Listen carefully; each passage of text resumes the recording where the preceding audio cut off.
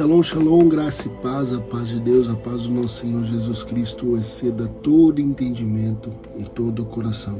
Estamos aqui por graça e misericórdia de Deus, mas nesse devocional, café com Deus. E café nunca pode faltar em nossas mãos. Sabemos que está caro, mas é que nem água. Principalmente a fé. É algo que nunca pode faltar em um cristão. E vamos dar continuidade no devocional de hoje, em João capítulo 18. Mas antes, se possível, feche os teus olhos, curve a tua cabeça e poste o teu coração aí nesse momento e vamos orar. Pai, obrigado, Senhor, pela tua bondade, pela tua misericórdia, por tudo que o Senhor nos tem dado. Por essa semana, por essa sexta-feira. Muitos aí fora dizem sextou, com um entendimento de bagunça, de poder aproveitar com bebedice, prostituição. Mas hoje nós te falamos sextou porque aqui estamos, Senhor, na tua presença, Senhor. Aqui estamos por misericórdia tua, Senhor, que nos tem dado esse privilégio de respirar, de levantar pela manhã e agradecer. Te agradecemos, Senhor, por tudo que o Senhor nos tem dado, principalmente pela tua graça salvadora. Abençoa, Senhor, o nosso dia, guarda o nosso dia, nos dê força para lutar contra as nossas tentações, nos dê força para lutar contra o nosso tentador, Senhor. O que te pedimos é que a tua presença, Senhor, não se afaste de nós. É isso que te pedimos em nome de Jesus. Amém. Glória a Deus. O devocional de hoje, João 18, no capítulo 18, versículo 10, que é o versículo que eu deixei em destaque. Mas eu vou trazer um pequeno contexto aqui, né, do capítulo. Nós vimos que no capítulo anterior, Jesus fez uma oração intercedendo por ele, pelos discípulos e para todos os discípulos, para todos os crentes. Provavelmente esta oração João aqui não narra, que nem os demais evangelhos sinópticos, que é a oração do Getsemane. Mas quando a gente lemos aqui, no versículo 18, mostra que depois dessa oração, ele foi preso e traído por Judas. É o capítulo 18, onde Judas trai Jesus. E ele faz aquele acordo com os fariseus, os saduceus, e os mesmos mandam junto com Judas um destacamento de soldados romano, junto com guardas enviados pelo Sinédrio, pelos fariseus e sacerdotes. E eles carregavam tochas, lanternas, armas, né? Espadas. E é interessante aqui, aqui no versículo 6, quando eles chegam e perguntam, Judas o trai, e chegam e perguntam para Jesus, nós viemos atrás de Jesus de Nazaré. E Jesus, ele fala, eu sou. Escrito aqui, sou eu. E ele fala isso por duas vezes, sou eu. Versículo 5 e versículo 6. No versículo 6, quando fala sou eu, esses homens caíram por terra. É interessante porque quando Jesus ele fala sou eu, a conotação aqui está querendo dizer que ele está falando sobre a sua divindade, sobre quem verdadeiramente ele é. Nós vimos ao longo do livro de João que ele cita, né, 7 vezes o eu sou, ou seja, o grande eu sou, por 7 vezes. Nós vemos isso em cada capítulo. E aqui ele fala de uma maneira diferente. Em vez de falar eu sou, ele fala sou eu. Mas o sentido é o mesmo. Por que, David, o sentido é o mesmo? Porque no grego, tanto no eu sou quanto sou eu, a palavra é eimi, ego eimi.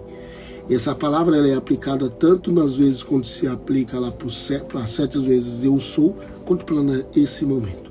Ou seja, nesse momento que eles perguntam, nós estamos atrás de Jesus de Nazaré, ele fala, sou eu. Ou seja, eu sou o que sou. Dando uma referência para nós lá em Êxodo 3,14, quando Deus se manifesta a Moisés, e Moisés pergunta em nome de quem eu irei. E Deus fala que eu sou o que sou te mandou. É exatamente a mesma palavra que é usada aqui. É por isso que na hora eles recuaram e caíram por terra. Mas o devocional eu trouxe só para que nós possamos entender, porque às vezes nós fazemos uma leitura linear, uma leitura corriqueira da Bíblia, correndo e não pegamos esses pequenos detalhes. Como essa palavra sou eu, que também significa o eu sou o que sou, e o de revavirê. Mas o texto que eu queria deixar em destaque e trabalhar é o versículo 10. Quando Jesus é preso por esses homens e Pedro, ele faz uma coisa. Narrado no versículo 10 do capítulo 18 de João, fala o seguinte: Simão Pedro, que trazia uma espada, tirou-a e a feriu o servo do sumo sacerdote. Ou seja, o servo de Anás, né, Caifás. Simão Pedro, que trazia uma espada, tirou e a feriu o servo do sumo sacerdote, decepando-lhe a orelha direita. O nome daquele servo era Malco. E no versículo 11, para trazer contexto, Jesus, vamos dizer que ele põe a mão no peito de Pedro e fala, guarda a tua espada. E nós sabemos, né, que Jesus foi lá e curou a orelha desse servo, né, desse homem. E qual é a reflexão desse devocional? Que nós não precisamos arrancar a orelha de Malco para defender Jesus Cristo. Nós não precisamos arrancar a orelha do próximo para defender Jesus Cristo. Ou seja, não é com ignorância, não é batendo, não é massacrando que nós devemos defender, anunciar Jesus Cristo. Nós não precisamos de uma espada para evangelizar, para falar do amor de Cristo. Ou seja, não é com violência, não é com agressividade, não é com ignorância que nós vamos anunciar o Evangelho, que nós vamos defender Jesus Cristo, defender a nossa fé. Pedro fez isso. Pedro fez isso, arrancou a orelha de Malco para defender a Jesus Cristo. E Jesus falou assim, guarde a sua espada. Por acaso, né? Não haveria eu de beber o cálice que o Pai me deu? Ou seja, será que eu não vou ter que passar por isso? Então guarde a sua espada.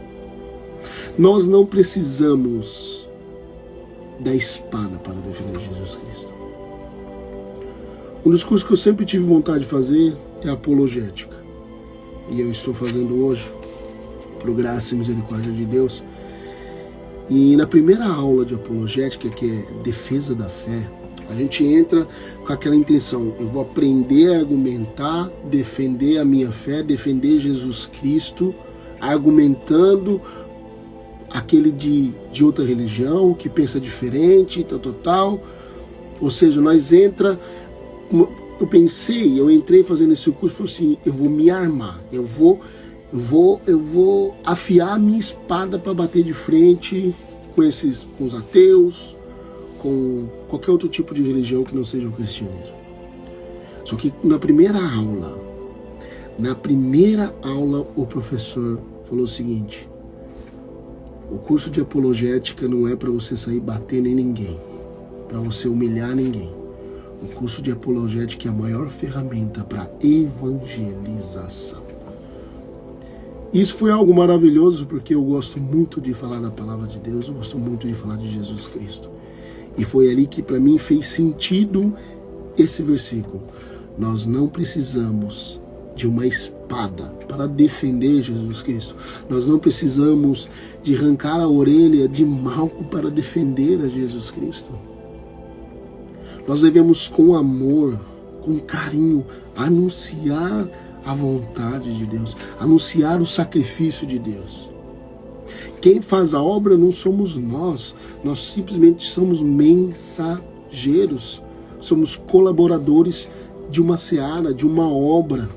Então o que nós fazemos? Semeamos, plantamos, mas quem rega, quem dá o crescimento principalmente, é o Espírito Santo. Quem convence o homem do pecado, da justiça e do juízo é o Espírito Santo. Então se nós chegarmos que nem Pedro chegou, com espada, batendo para defender Cristo, nós espantaremos.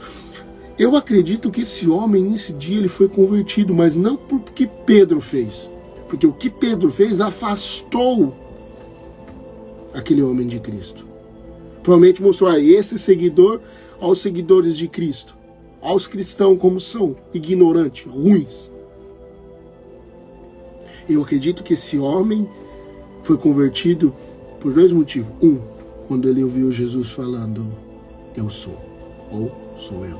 Segundo, quando Jesus curou a sua orelha. Então nós não precisamos bater, afrontar, enfiar na cabeça de ninguém. Ou se alguém venha falar alguma coisa contra a tua fé, sobre Jesus Cristo, nós não devemos irar-se.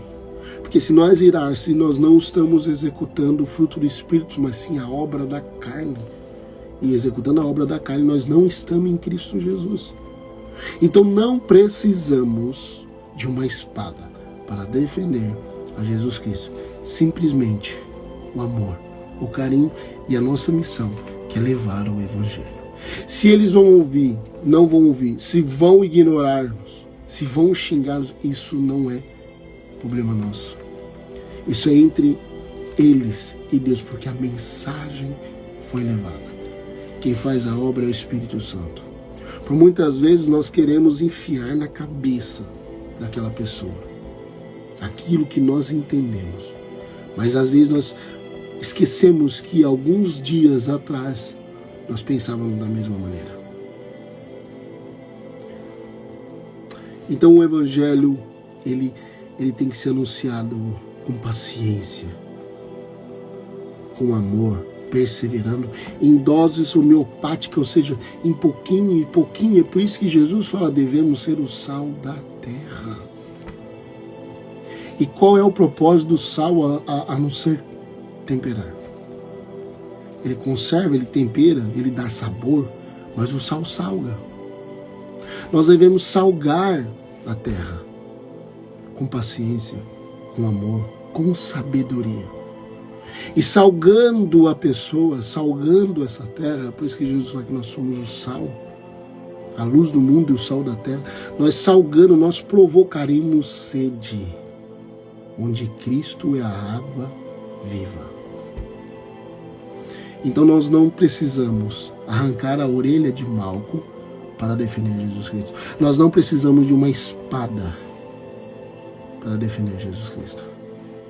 Simplesmente falar do sacrifício, do amor e da salvação que Ele nos ofereceu na cruz. Que Deus abençoe o teu dia, Deus abençoe a tua sexta-feira. E lembrem disso, nós não precisamos de uma espada para defender Jesus Cristo.